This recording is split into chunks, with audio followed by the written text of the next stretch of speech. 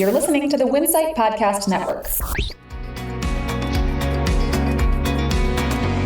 Parker's has settled a high-profile lawsuit, grocery e-commerce sales continue to slip, and Wawa plans to start selling a lot more pizza. Welcome to Retail Daily, your quick look at the top headlines from CSP Daily News and Winsight Grocery Business. I'm Heather Lally, Editor-in-Chief of WGB. And I'm Steve Holtz, Editor-in-Chief at CSP. The Parker Companies has settled a legal age alcohol sale lawsuit in connection with the death of Mallory Beach in a boating crash connected to the Murdaugh family.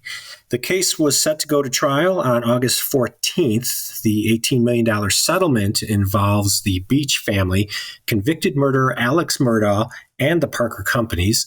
The Beach family will collect $15 million of the settlement. The remaining $3 million will be split among the survivors of the boat crash. Greg Parker, CEO of Parker's, was named as a defendant in the lawsuit because an underage Paul Murdaugh was intoxicated with alcohol he allegedly purchased at a Parker's C-store with his older brother's ID. Paul Murdaugh was later murdered along with his mother, Margaret Murdaugh, by his father, Alex Murdaugh. Despite a slight month-over-month increase in online grocery shoppers in June, the e-commerce segment of the supermarket industry continues to decline from last year. That's according to the most recent Brick Meets Click Mercatus grocery shopping survey. The survey of 1,769 shoppers shows that total grocery sales in June came in at $7.1 billion for a year-over-year decline of 1.2%. Monthly active users buying online increased marginally by just over 1%, and the average order value was up 3%, but the average number of orders completed in the month dropped by 5%. Wawa is expanding its pizza program to all its C-stores. It currently sells pizza at half of its 1,000 locations, but hopes pies are in all stores by the end of July. Wawa Pizza is sold in two sizes, 14 and 16-inch pies, and is available from 4 p.m. to 3 a.m.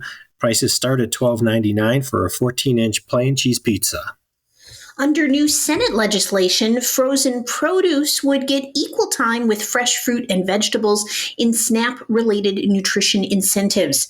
The USDA's GUS NIP program currently funds projects providing produce point-of-purchase incentives to SNAP shoppers, but for fresh items only. The Senate's SHOP Act would extend incentives to frozen fruit and vegetables, including for the GUS NIP produce prescription program. Starting this month, the major tobacco companies in the U.S., including Altria Group, Philip Morris USA, R.J. Reynolds, and ITG brands, will be using a third-party vendor to install up to 3 corrective statement signs in each retail store across the U.S. that has a manufacturer retail cigarette promotion program. The placement of corrective signs is required by a lawsuit settlement agreement reached between these manufacturers and the federal government. According to NATO Executive Director Thomas Bryant, the manufacturers have until September 30th to hang signs in the retail stores. Love's Travel Stops and Country Stores has hired Eddie Burt as its first ever Chief Supply Chain Officer. In this new role, Burt will oversee operational control of Love's supply chain, including optimizing the company's truck care distribution network and growing its non-consumable retail supply chain network. He most recently worked at Big Lots stores. Canadian grocer Metro is facing a July 18th deadline for a strike by more than 3,700 frontline workers at 27 stores in the Greater Toronto area. Unifor, Canada's largest private sector union, set the date after Metro employees authorized the strike by a unanimous vote in June. The vote came about a week before the union local representing the workers began contract talks with Metro. The U.S. Department of Agriculture's Food and Nutrition Service has approved financial services company Oris to process online payments made through the SNAP program.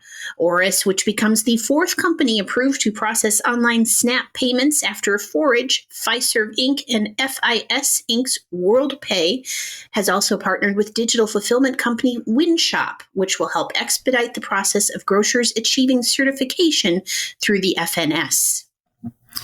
The July issue of CSP Magazine includes profiles of 10 independent C-store retailers who have built unique reputations in their communities. It also includes a guest column by former Travel Centers of America executive Tom Newbold with tips for independent retailers to build a unique and successful food service program. You can check out that column now on cspdailynews.com. Changes to the Supplemental Nutrition Assistance Program, commonly known as SNAP, have a big impact on recipients, to be sure, but the ripple effect extends to grocery retailers too. SNAP recipients accounted for 24% of total U.S. spending on consumer packaged goods, or about 12% of all food and beverage sales last year. So when a major SNAP change happens, it's felt by grocers. Read more about the SNAP factor in a special Winsight Grocery Business Report. Stop and Shop, Ahold Delhaize USA's largest brand, has partnered with nonprofits About Fresh and Children's Hospital of Montefiore to tackle food insecurity in New York City's Bronx neighborhood. The program is made possible with a $75,000 grant from the Massachusetts-based grocery retailer. The program allows shoppers to use a prepaid debit card prescribed by healthcare providers to purchase healthy food through About Fresh's Fresh Connect program. And that will do it for today's episode of Retail Daily. Subscribe on Apple Podcasts, Spotify, and more for your daily dose of retail news. For more on these stories, visit CSP Daily News or winsightgrocerybusiness.com. I'm Heather Lally. And I'm Steve Holtz. Have a great day.